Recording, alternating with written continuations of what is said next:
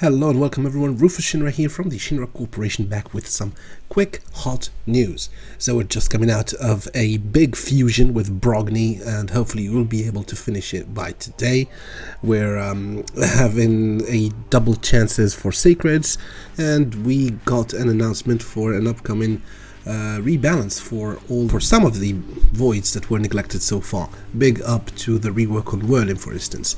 But that is not what I have come here today to talk about. Today I will be covering news that we've got as moderators in the Raid Shadow Legends chat. As some of you might know, some of you might not, I am a moderator in the official Discord, and we do get access to some information a little bit early on. So today the announcement that we received is the following. I will read it and I will go through the details. This is some juicy news. And again, I'm not really sure how to take it. I'm a little bit mitigated on it, but I'll let you be the judge. So, on Tuesday, May the 11th, we're planning to launch a Champion Fragment event with a new champion, Ruel The Huntmaster. He's a Dark Elf, legendary, attack type of the Spirit Affinity. The comment that they say, this is another champion that places Hex debuffs, so you should definitely try him out in a duo with the Tome Angel, and of course he is perfect for faction wars. So we'll be taking a look at the champion model, we'll take a look at his skills, and we'll see if he is worth it or not. But right before doing that, I would thank every one of you for your support. We're already reached 700 subscribers, and any additional sub will be good so that we can get even juicier info even sooner. So with that said, let's jump right into the kit of our champion. A1 Vile Arrows. Attacks one enemy, has 50% chance of placing a 60% decreased defense debuff for 2 turns. Transfers a random debuff from this champion to the target if the target is under a Hex debuff. So basically Lysandra's A1, but conditional if the enemy has a Hex debuff, and also places a 60% decreased defense on an A1.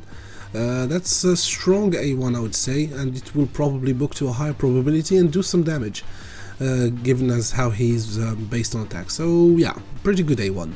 A2 Unleash the Hunt. Attacks all enemies, places an extra hit on enemies under Hex debuffs. Okay, so he attacks and then re-attacks if they have a Hex. Will ignore 25% of the target's defense if there are 4 or more enemies under Hex debuff. So if you have an AoE Hex on everyone, he will attack twice. He might be hitting hard. I kind of smell Big Nuker here, especially with that 25% ignore defense. A3 Stalk Prey. Places a 50% increased accuracy buff on all allies for 2 turns. Alright, so another increased accuracy champion on top of all the others that we've had so far. Then places a Hex debuff on all enemies for 2 turns.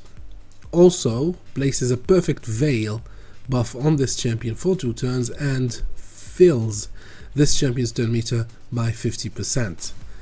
So he places increased accuracy 50% on all allies, places a Hex debuff on all enemies. Then he puts Veil on himself and fills his turn meter by 50%. This A3 is pretty OP. I don't know, does it attack?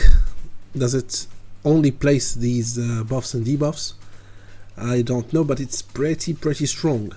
So he will guarantee himself the possibility to land the hexes, and you can build him with low accuracy with that 50% increased accuracy and still have him be able to place the hexes so that he can set his A2. And as mentioned in the earlier comment, this could be pretty powerful in conjunction with Thea, since she places hexes left and right. So this they're trying to introduce a new meta, a new strong duo in Arena. Let's see. But again, the setup work could be a little bit tedious when it comes to PvP. As far as PvE goes, that's perfectly viable, provided he hits hard enough. Let's read on. So his passive Mark's Quarry decreases the speed of enemies on the Hex debuffs by 5% and decreases the resistance of those enemies by 10%. Also increases the damage enemies on the Hex debuffs receive by 10% and decreases the value of heals received by 30%. The effects do not stack if there are multiple rules on the same team. So anybody who gets Hex against this guy will receive more damage. He will get his resistance decreased by 10%. He will get their speed decreased by 5%, and the heals also on them will not be as efficient. In addition to the 25% defense ignore. So Hex with this guy makes him quite a beast. I sure hope his multipliers are as strong as this kit implies, and that his base attack is also big, so you never know. You do never know actually, but he does smell like a big nuker. Now, I have nothing against this fusion. The time in itself, so it's coming how many days from now? We're the 30th of April, the day I'm posting this video, so exactly 11 days from now. The fusion will open up on Tuesday the 11th of May. Will we have had enough time to rest after the the trying and what seemed like what took like years for pretty much everyone, the Brogni fusion? I don't know. Yeah, there will be enough time between the two fusions. With the successive V-clan coming up every couple of weeks, if people are planning to go hard, I don't know if this will come at a great time, but my opinion, just judging from the kit, judging from the skills, if you can go for this guy, try to go for him. He does look like a pretty solid nuker. I can't really say for now, but as soon as the content creators will start having him on the test server, we'll be able to tell for sure if he's worth going for as far as his nuking capabilities are. But from just reading the kit and thinking about what he could do in conjunction with Thea, I think it's interesting. As far as I'm concerned, at least I will go for it. I will fuse him, but at the same time, don't break the bank. If you're still burnt out from the Brogni fusion, make sure to take it easy from now on. Gather your resources, pile them up slowly. That's what I've been doing basically. I haven't been doing a lot of farming, just trying to wait and see what will be coming up. I might just keep piling up resources and wait for that fusion and see what's gonna happen.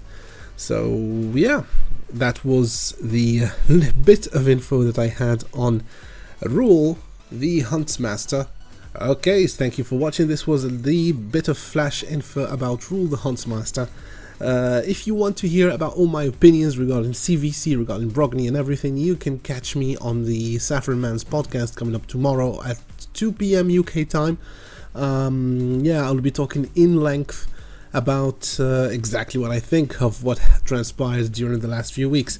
You know, I like to keep it informative on my channel. I rarely do rants. I leave that for the Saffron Man's podcast. No, it's all good. Just kidding. So with all that said, thank you very much for watching. I'll see you in the next video. Rufus Shinra, signing out.